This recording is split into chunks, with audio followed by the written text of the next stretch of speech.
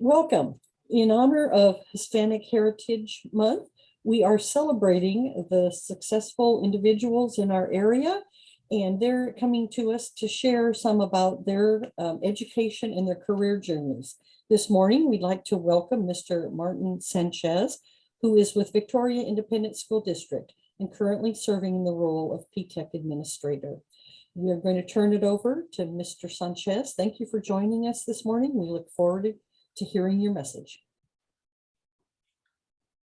Thank you very much. And thank you for the invitation and an opportunity to share about basically my life to some extent.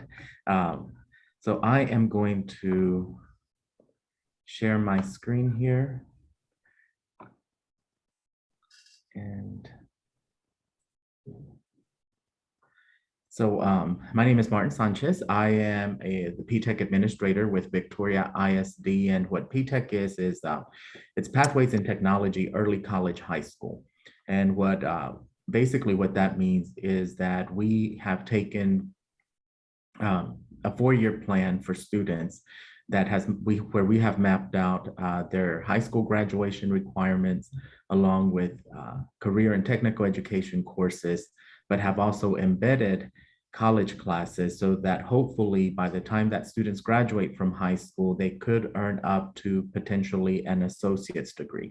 We currently have 3 pathways. One of them is in healthcare, one in technology, and the other one in education and training. So my background, I am originally from San Luis Potosí, Mexico. And when people ask me, where is it? To me, it's kind of like in the north central, but I think it's described kind of northwest. And the best way to identify it is I tell people it looks like a little terrier. So you can kind of see the snout and the ears and then the legs down here. And so that's San Luis Potosí.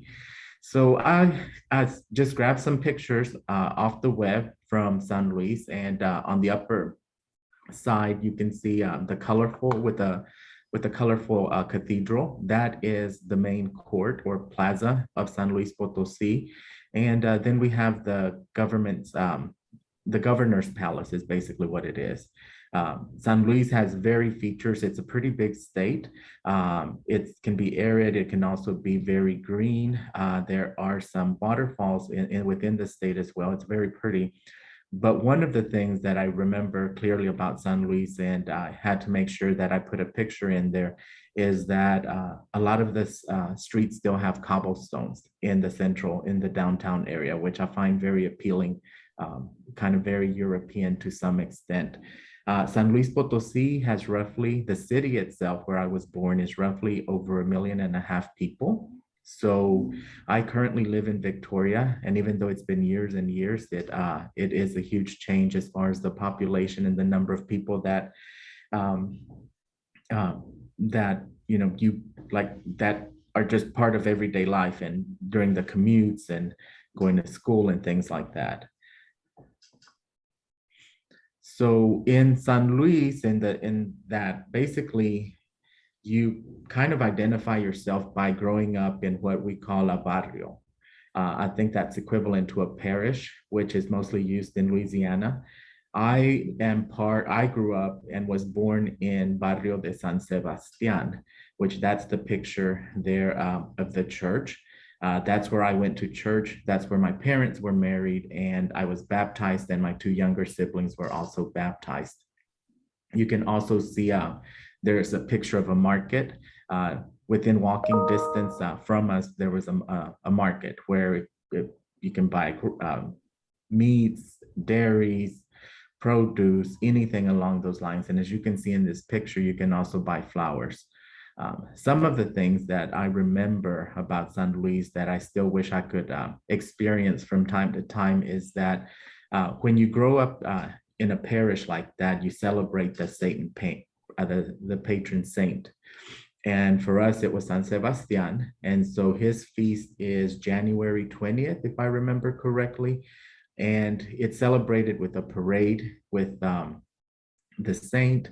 And then also there's usually dancers, and the dancers are dressed in what would be considered a traditional Native American for that region. So you can kind of see them there in their attire, in their indigena attire, with the feathers and the bright colored dresses. So my family moved to Victoria, Texas, roughly around where it was actually in 1980. And we made Victoria home, and it's been home pretty much ever since. I started school at Hopkins Academy in the 3rd grade. I did not, at that time, know English, or very, very little of it. So that is where I learned English. Mrs. Garcia was my first US teacher, and she made sure that I learned English very quickly. Then after that, I moved to Gross Elementary School, and eventually made my way 6th, 7th, and 8th grade to Howe Middle School. At the end of 8th grade, my family ended up moving back to San Luis for medical reasons. And so it was a bit of a change. It was a bit of a culture shock. Even though we had only been here for about 6 years, half of my life, moving back to San Luis was quite an experience. So while in San Luis, I did have to go to school.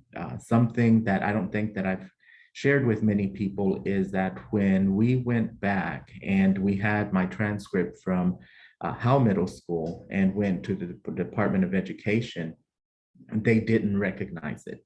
So I basically had to take an elementary school equivalency test and then a middle school equivalency test, kind of like a GED for elementary and middle school, so that I could finally go into high school, or what we call preparatoria. And that is where I went, the Instituto Miguel de Cervantes Saavedra. That is where I went to school.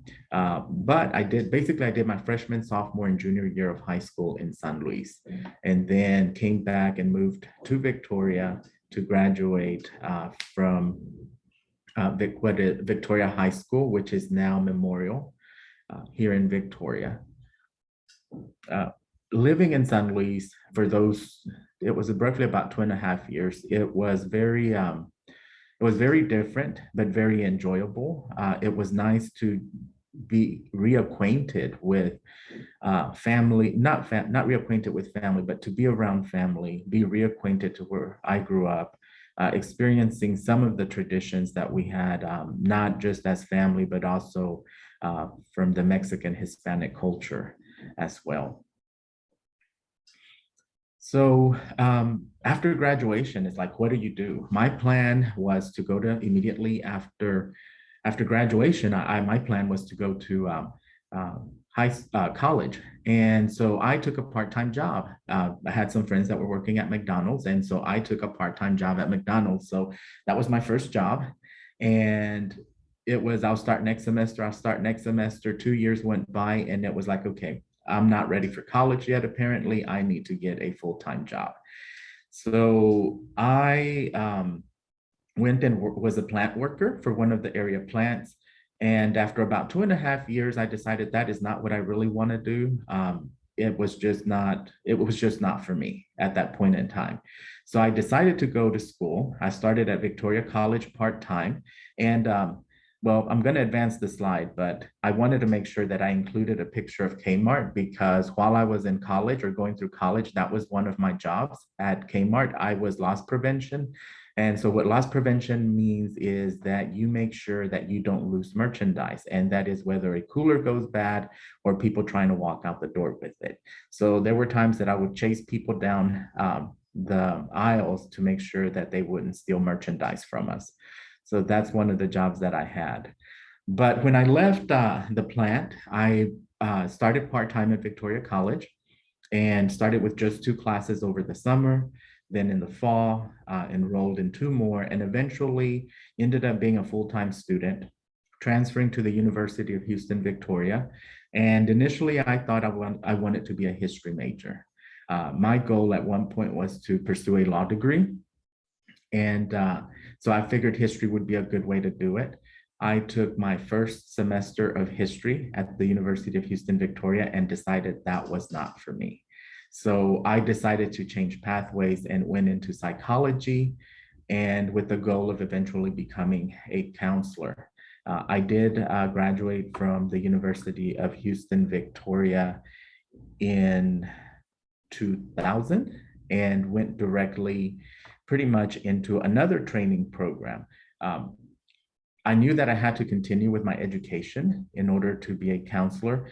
And so I had to do something in the meantime. So I decided to become a teacher. I went through an alternative certification program. And basically what it is it's a short-term training to be a teacher. And so my first job was actually at Howell Middle School.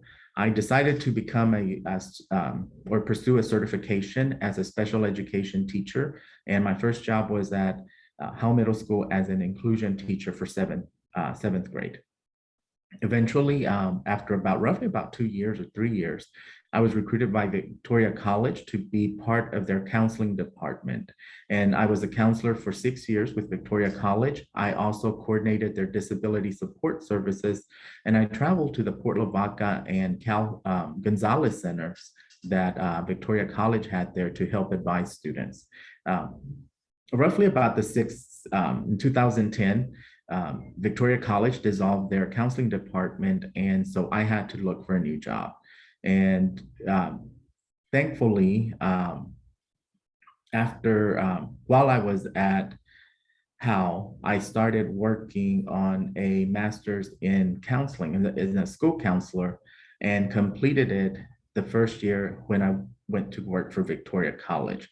So I was very grateful that I had followed that path in pursuing my degree when I did, because that gave me the opportunity when the counseling department was dissolved at Victoria College. It gave me the opportunity to apply for a counseling position at what was going to be the new high school for Victoria ISD, Victoria East High School Titans. And I was with them for 3 years. And after those 3 years, I decided to make a move to Houston and work for the Lone Star College system for a program that was called Accelerate Lone Star. And so what I did, I still did counseling, but it was also recruiting and making sure that students followed a path. We called it short-term training for high wage in demand jobs. So what we did is I recruited adult students that were unemployed, put them through a training program, something like maybe welding, machining, anything that only took a few months, made sure that they completed their certification, and then that they were employable. I did that until the grant ran out, and then decided that, well, I need to find another job. And that is when a friend of mine told me about a position here in Victoria for a career and technical education counselor. And so I ended up applying for the position. I obtained that position and was the career and technical education counselor for Victoria ISD for 6 years. Eventually, an opportunity popped up. At that time, I was also encouraged to pursue a master's in school administration, which initially I had never thought that I would want to do that. I enjoyed counseling, and I still do when I can spend time with students and talking to them about what it is that they're wanting to do, what pathways they want to follow, what classes they should be taking.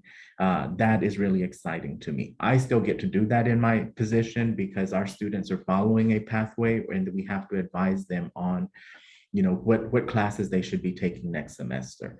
So I did complete my master's in administration,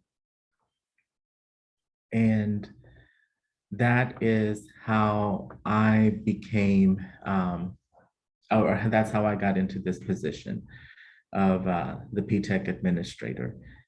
I enjoy my job. It is challenging, but at the same time, it is something that I enjoy very much, and am always looking forward to doing and working with my students and helping them find what it is that they're wanting to do. In my position, so what I do for my position, in order to be a counselor or an administrator or principal, you do have to have a master's degree. So I completed my degree in psychology, and then I completed a degree in school counseling, which is a master's. And then, as I just mentioned, I went um, pursuing a degree as a principal or school administrator, and that is a master's degree as well. And for the both of those, there are certificates that you have to have, certifications. There are exams that you have to take for both of those. And so once you have that certification, you are eligible to be to apply for positions as principal or counselor. But you do have to have that certification. Some of the skills that are required for my job, I think being able to communicate and express clearly, or come across for your communication to be clear, to be able to talk to students and parents and make sure that they understand. That is very important. It's very key. Also, being able to get along with your coworkers and build relationships, not only with your coworkers, but also with people in the community. In my role as CTE counselor, I had to work with different organizations, different individuals, business owners, and nonprofits, because we use them to help our students build their skills. And so sometimes I had to reach out and contact a business or an organization to maybe help talk to our students about using power skills, how to talk, how to communicate, how to express themselves in writing. So that is very important when you come into this position, or if you want to be a school counselor or an administrator. Some of the challenges that I faced, I am what people would call a first generation college student. And so I didn't know a lot about college, and initially I had to kind of feel my way through it and just go for it. I mean, at some point, it's like you just have to kind of make that decision and find out or try something out and see if it's something that's going to work for you or it's a good fit for you. And as I mentioned, working at a plant eventually was just not what I wanted to do long term, and that's why I went to school and started exploring. And I'm glad that I did find what I want to do, or what I'm doing. I'm glad I found out that pathway for me and what makes me happy and what I do enjoy.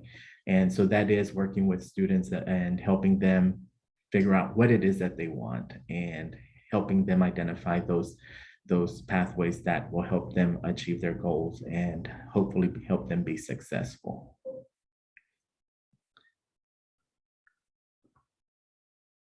And at this time, if there are any questions.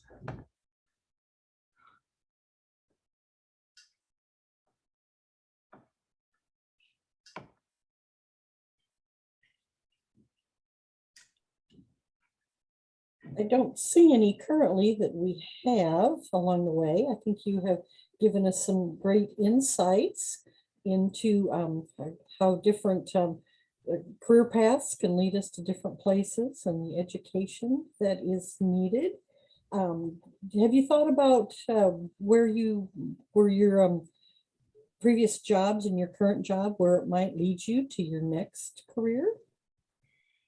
Well, one of the things that I definitely want to do is um, I would like to pursue a doctoral degree. I did enjoy working in higher ed. So basically, and I'm just doing this for clarification, but like at the high school, this is considered high school and where we consider public education, your elementary, middle school, and high school, that's considered secondary education, especially your middle school and high school. That's secondary education. I want to work in a post-secondary setting eventually, which is basically your community colleges, your universities, or in a setting like that. I would like to get that eventually. I'm not sure exactly when.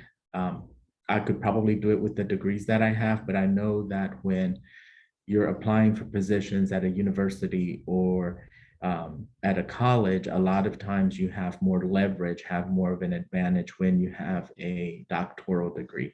And so eventually, I'm hoping that that is something that will be in my future and that I will be working towards. Um, I see myself more of an administrator at some point, but I do really do enjoy the counseling piece.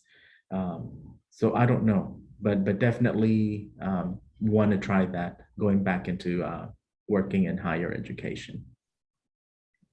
What are the physical requirements of your current job or job in the education field? Um, it depends. It depends.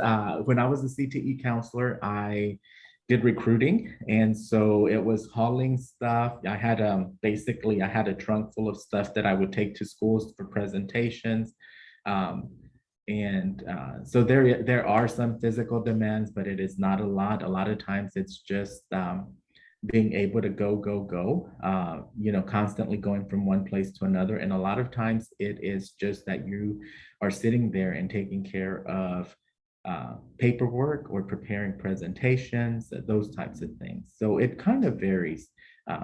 For principalship as well as an administrator, there's times that um, you have to move things, but it's not anything like very labor intensive or very physical. A lot of it is monitoring, walking for sure, standing for long periods. So those are some of the, I would consider the physical components of either job. COVID has driven a lot of us to more and more use of technology. Can you tell us a little bit about different tools that folks in education are using, either in the classroom or to administer and track records and things like that? That is a very good question. Um, After COVID, and as we're going back to, I guess, some sense of normalcy, or it seems like right now, I don't think education is ever going to be the same now that we've experienced COVID, a pandemic. And COVID had a huge impact on the way that teachers and that we function. Teachers had to learn how to use Zoom, Teams, to facilitate their classes, to teach students. It definitely put everyone on a different level as far as how to use technology. We had to learn how to use cameras, microphones, how to be able to, just like, on Zoom, is be able to share a screen. And so it definitely upped the level of technology that we have to use on a day-to-day basis just to function in the classroom, or with the things that we would use normally would not be using, such as Teams to hold a meeting. So I think hopefully the use of technology in the way it was used in COVID will continue to some extent in education. I know that there's pluses and there are some minuses to actually having or to using technology in that way. We do have students that actually kind of excelled with the use of technology or being remote. And then we had some students that is just not the way that they learn. They much rather be in the classroom, learning directly from the teacher. Okay, well, Mr. Sanchez, we thank you very much for taking time today to share with us. Truly a very interesting education path with Kmart and plant work and getting yourself through just a whole lot of different experiences in the education field. So we thank you for sharing information today. Thank you. And just one last thing, if I want to say, if I can, never pass up an opportunity. I feel like there have been times that I've passed up some opportunities, but I think sometimes things happen for a reason. And I believe that most of my past experiences, my job experiences, have prepared me for the next level. So one piece of advice is to be open to opportunities. You'll know when it feels right. for you, but definitely it can prepare you for future jobs or career opportunities. And I do really appreciate you, Kathy, having me on part of the Hispanic Heritage Celebration with CBEC. This is a great opportunity. Thank you. Well, thank you. And again, Mr. Sanchez, ever the counselor to give us all very wise advice. Thank you again.